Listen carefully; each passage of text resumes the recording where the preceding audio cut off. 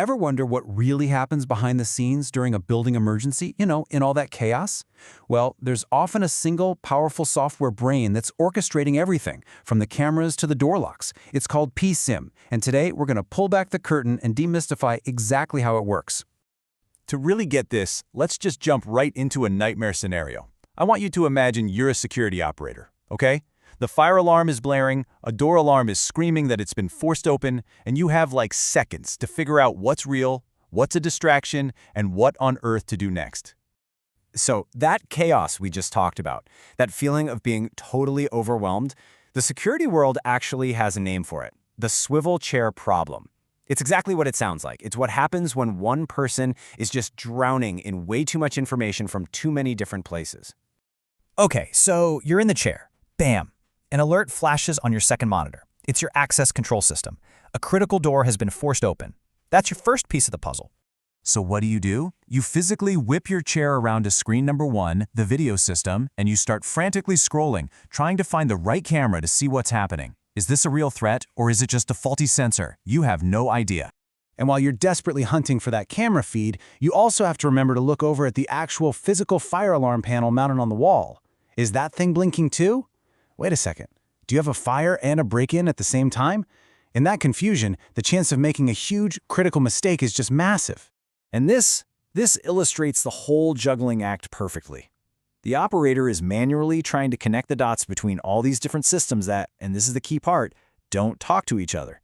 The video system has no idea what the door system is doing, and neither of them knows about the fire panel. They call this swivel chair integration, and in a real crisis, it's a complete recipe for disaster. But what if you could just eliminate the swivel chair entirely? What if you could solve that problem? Well, that's the big promise of PSIM.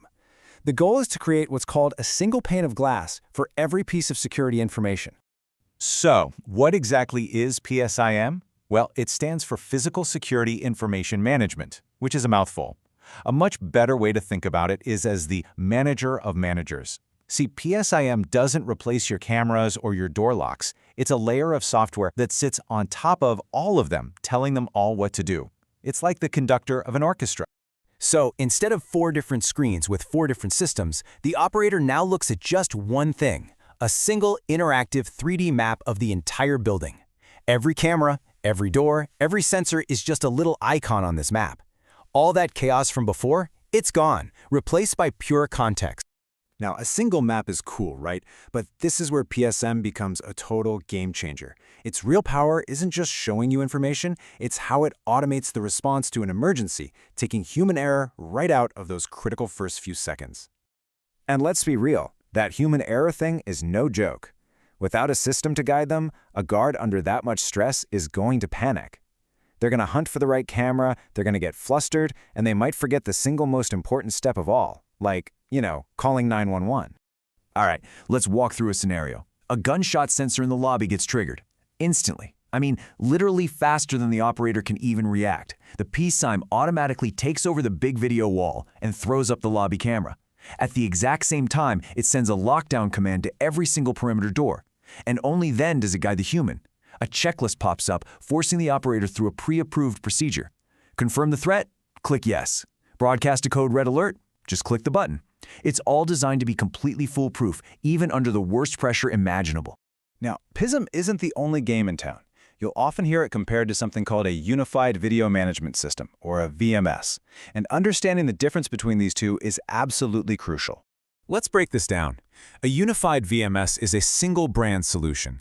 Think of it like Apple. One company makes all the parts, it's cheaper, it's super stable, but you are totally locked into their world. PSIM, on the other hand, is the manager of managers. It's brand agnostic. Its superpower is flexibility. It can tie together pretty much any piece of hardware, new or old, which is amazing for older buildings that have a mishmash of different systems.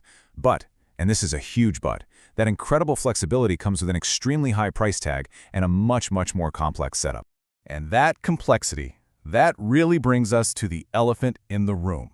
Because, for all of its incredible power and all of that flexibility, PSIM has one massive, glaring drawback.